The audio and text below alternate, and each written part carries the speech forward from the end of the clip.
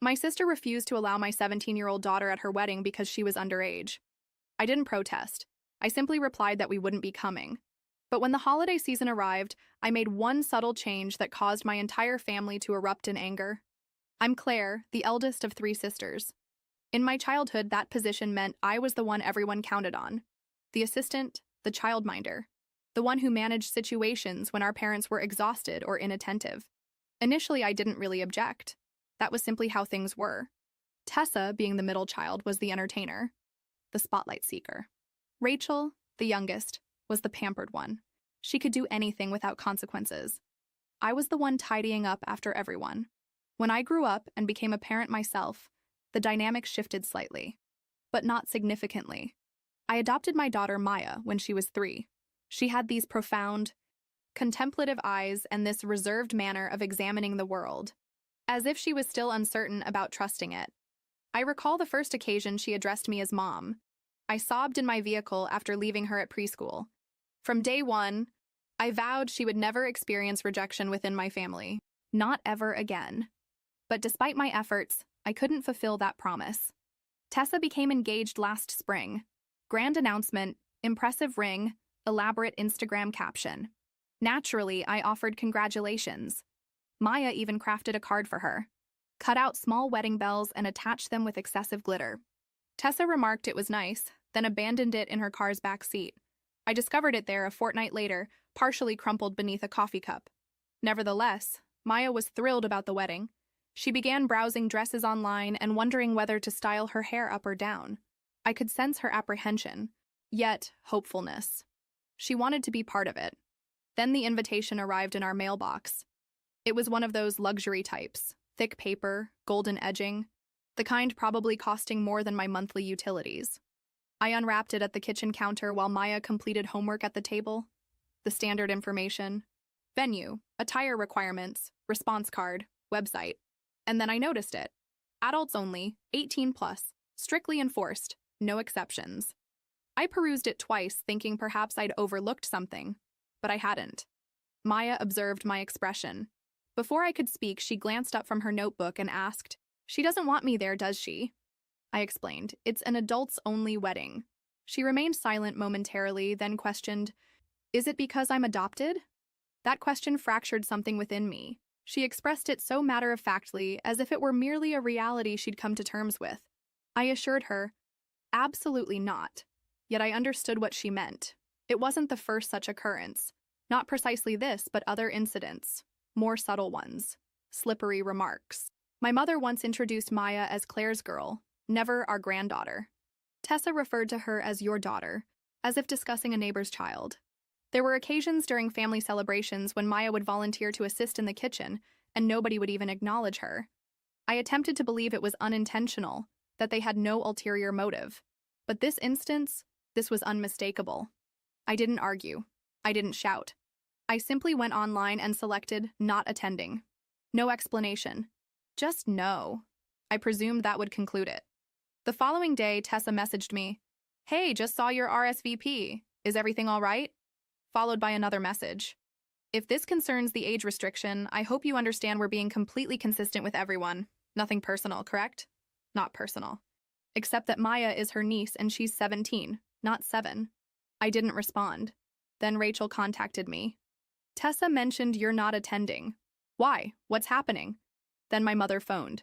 She never calls just to chat, so I answered, already steeling myself. "Claire," she said, "I heard you're skipping the wedding." "Is this truly about the age limit?" I replied.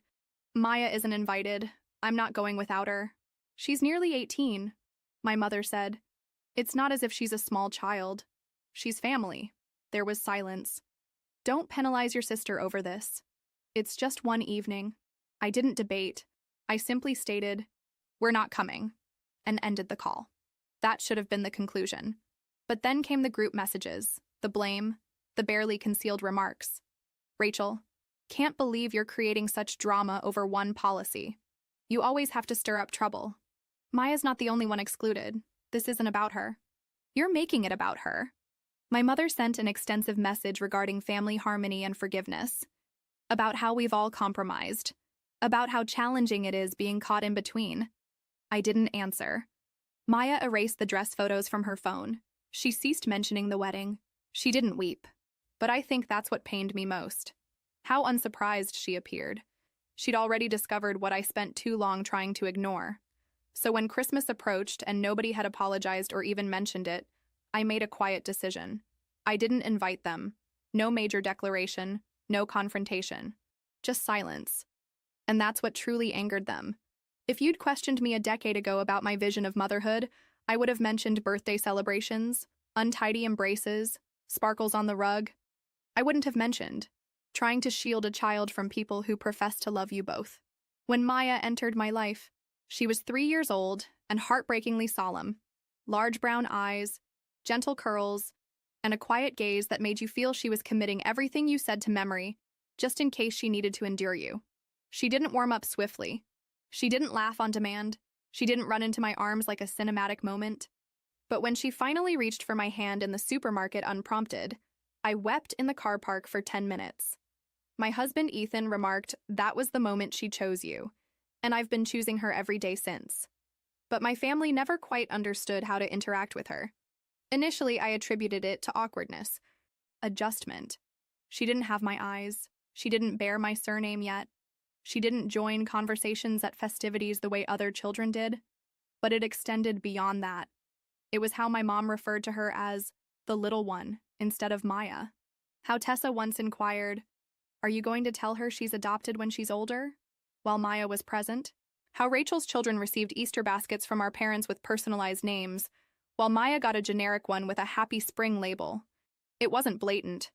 It was more subtle than that, softer, easier to dismiss if you wished to. But Maya perceived it. She always perceived it. I tried to be understanding. I truly did. I explained, I redirected, I gave them the benefit of doubt. When Maya was 6, she informed my dad she aspired to be an artist. He smiled and said, "You'll need something more practical than that."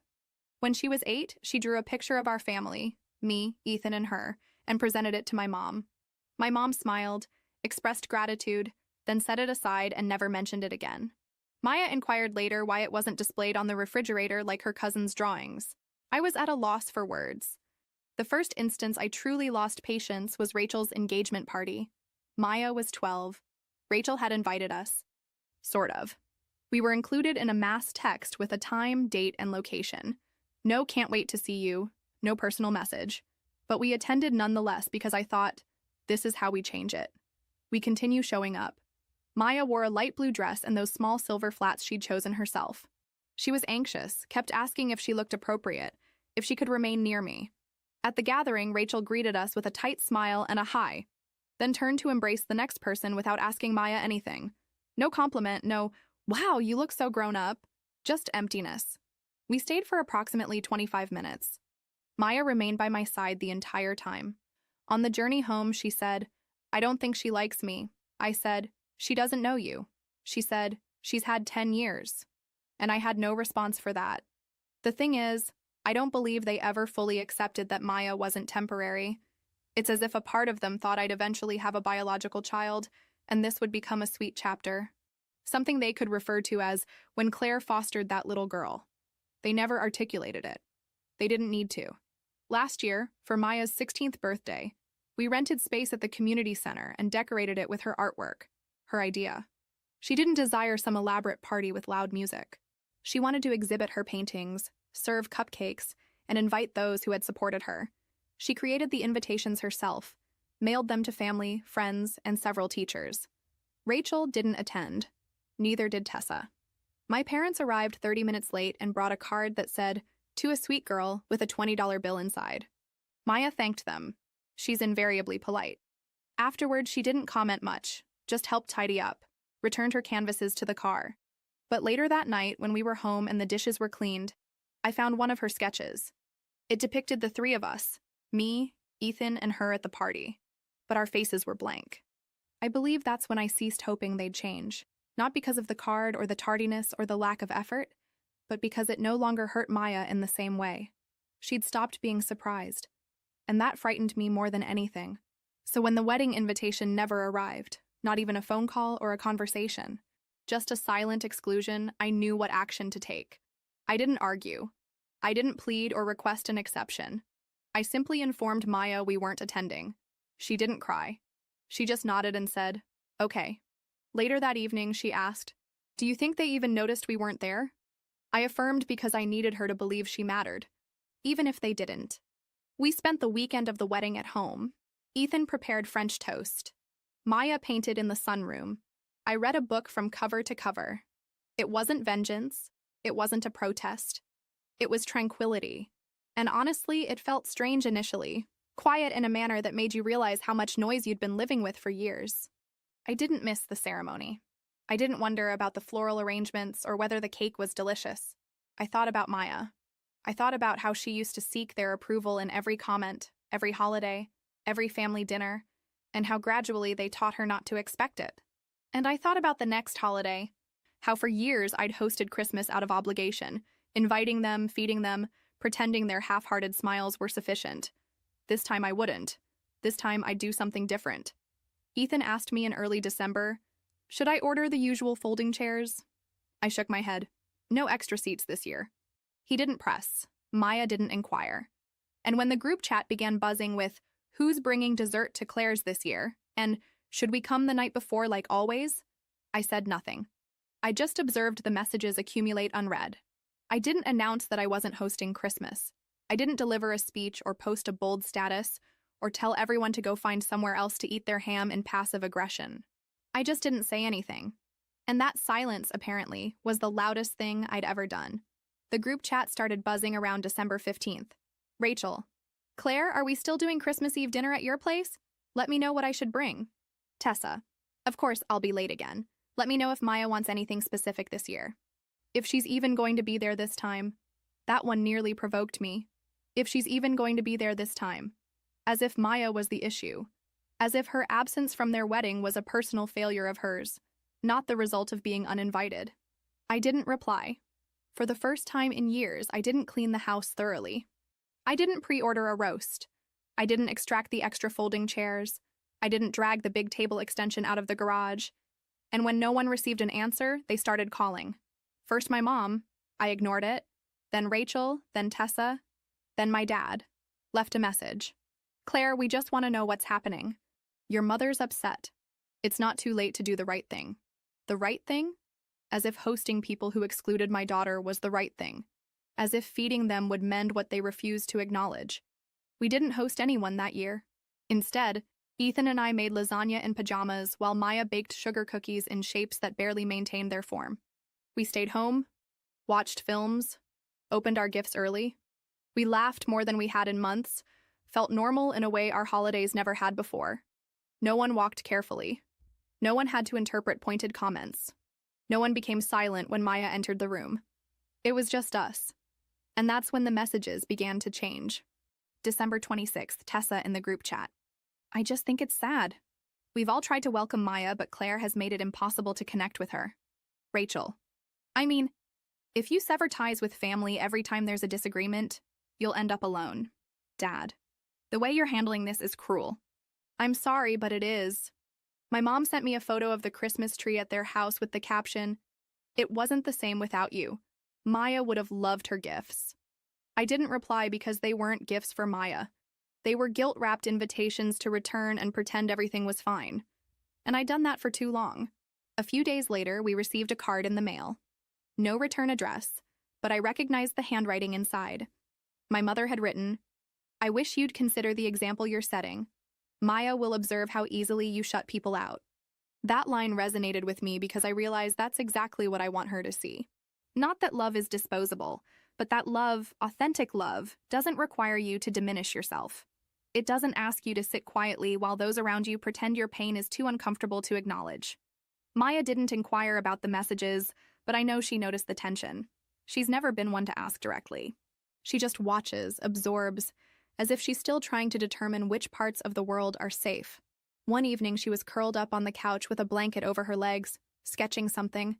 She paused, then said, "If I wasn't adopted, do you think they'd like me more?" The question impacted me more than any of the texts. I sat beside her. "Sweetheart," I said, "they'd probably pretend better, but the way they treat people who aren't like them, that was never about you." She looked at me with those same serious eyes from the day I met her and said, "I don't think I want them to like me anymore." And that was the moment I stopped waiting for an apology. A few days later, my father called again. I let it ring. Then he texted, "Your mother's not sleeping. She feels like she's lost you. We know we erred, but that doesn't justify excluding everyone. That's not who you are." I stared at that line for an extended period. That's not who you are. I used to ponder that. Used to question whether I was being too detached, too sensitive, too severe. But no, this is who I am. Someone who finally understands what she will and won't tolerate. Someone who knows that maintaining peace at the expense of your child's dignity isn't noble. It's cowardice disguised as tradition. The final provocation came from Tessa. She sent a voice memo. One of those rambling ones where people attempt to sound composed, but every sentence contains a concealed knife. "I just think it's sad, Claire. You always emphasized how much you love Maya, but now it seems like you're using her as a shield. Like anytime someone doesn't treat her like royalty, you exclude them. That's not healthy. That's not parenting. That's obsession." I didn't listen to the remainder. I deleted the message and blocked her number. Because if loving Maya intensely, completely, is viewed as obsession in their world, then yes, I'm obsessed. I'm wildly, unapologetically obsessed with protecting the person who needed me the most. And nothing they say will make me regret that. New Year's came and went quietly. Maya fell asleep before midnight with a half-consumed cookie on the couch. Ethan and I toasted with tea instead of champagne and watched fireworks without sound. He looked at me and said, "Do you miss them?" I considered it. "No," I said. "I miss the concept of them. But that version never truly existed." He nodded, didn't add anything more, just reached for my hand. I don't know what will occur next. I'm certain they'll continue trying. People like that don't depart silently. There will be more texts, more posts. Perhaps one of them will appear at Maya's graduation next year behaving as if nothing happened. But I've made my decision. There's no major confrontation imminent, no dramatic showdown, just quiet distance. And sometimes that's the most powerful choice of all. It happened on a Thursday, cold, overcast, quiet. I had just returned from work, still wearing my coat, when the doorbell chimed. I wasn't expecting visitors. Ethan was working late. Maya was upstairs preparing a portfolio project for her college applications. I opened the door and there they stood. My parents, on my porch as if it was still 2007, and we were pretending nothing ever went awry. My mom had a plastic container in her hands. I believe they were oatmeal cookies, her specialty. Soft in the center, slightly overcooked around the edges, the kind she used to bake when I was young. "Claire," she said with a breathy little smile, "we thought we'd visit." I didn't respond immediately, just stared at the container in her hands as if it might be rigged. My dad shifted beside her. "Can we enter? Just for a moment?" "No," I said. There was a pause. Surprise perhaps, but not long enough to matter. My mom attempted to recover with another warm tone. "We just wanted to talk. Things became heated, but we're still your family." She offered the cookies like a peace offering. I didn't accept them. That's when the smile began to waver. "You don't have to behave like this," she said, her voice tightening. "We know it's been difficult, raising a teenager, pushing everyone else away," my dad added. "We tried to be patient, we gave you space. But this? You're going to lose your real family over a girl who's going to depart in a few months?" My stomach tightened. "She's 17, my mom said softly. "She'll go to college soon. And then what? You'll be alone. You'll regret this." I could hear the subtext. This wasn't about reconciling. This was about control. And then my mother said it. The thing I believe she'd always believed fundamentally. "I'm sorry, Claire, but she's not blood. She's not really one of us." She said it gently, as if doing me a favor, as if she expected me to nod and say, "You're right." I lost perspective. Instead, I inhaled deeply, stepped back, and said, "You need to leave immediately." My dad appeared taken aback. "Claire?" "No," I said more loudly. "You don't get to arrive here with cookies and pity and act like this is kindness. You don't get to insult my daughter to my face and then wonder why I'm not inviting you in. You're going to regret this," my mom repeated, her voice breaking now. "When she leaves you, when she forgets about you, you'll understand. Our door will remain open. You'll return. You'll realize we were correct." I didn't respond. I didn't need to. I closed the door, secured it, and leaned against it until I couldn't hear their footsteps anymore. I informed Maya the next day. I wasn't going to. I didn't want her to bear their toxicity, but I've never deceived her. Not about anything significant. She sat very still while I told her what they said about her leaving, about not being blood, about me returning one day. She didn't cry, but I could see it in her hands, how tightly she clasped them in her lap, how her shoulders stiffened. They truly believe I'll abandon you? She said. No, I said. They hope you will. That way I'll need them again. She nodded slowly. They don't get to hope things about me, she said. I thought that would conclude it. I should have known better, because a week later my cousin Sarah forwarded me an email that Rachel had sent to the extended family. It was lengthy, rambling, passive-aggressive in the way only Rachel could achieve. But the message was clear. She told them I had deserted the family for a girl who manipulated her way into Claire's life and isolated her from everyone else. She implied Maya had been difficult, distant, and ungrateful, that my relationship with her was unhealthy, that I was obsessed with protecting her from imaginary slights. It was repulsive. And worse, it was effective. People began reaching out. Aunt Linda texted me asking if I was all right. Uncle John called Ethan, asking if I was experiencing a breakdown. My second cousin Chloe left a comment on one of Maya's art posts. You're very fortunate, don't forget who provided you a home. Maya saw it. I witnessed her seeing it.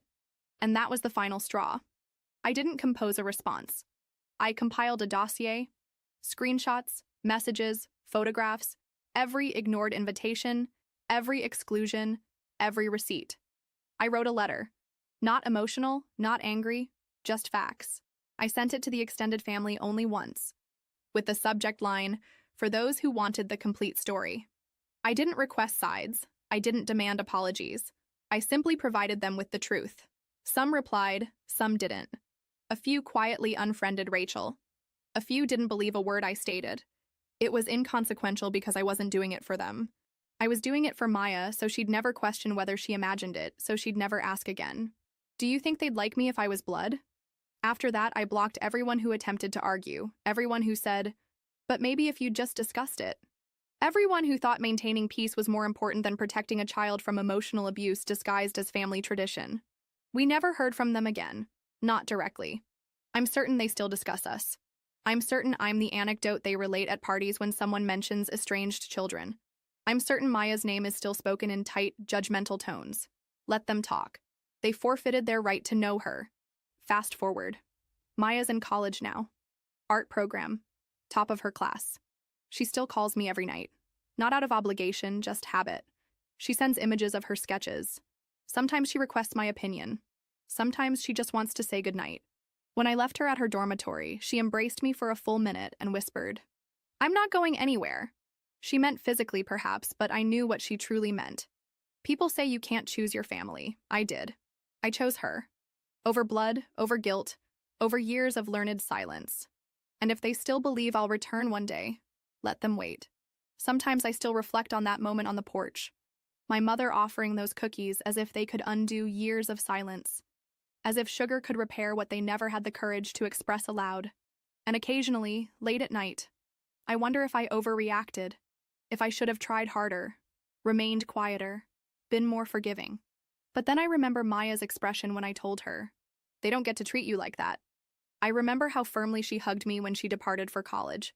I remember that I promised her something no one ever promised me growing up, that I'd choose her every time.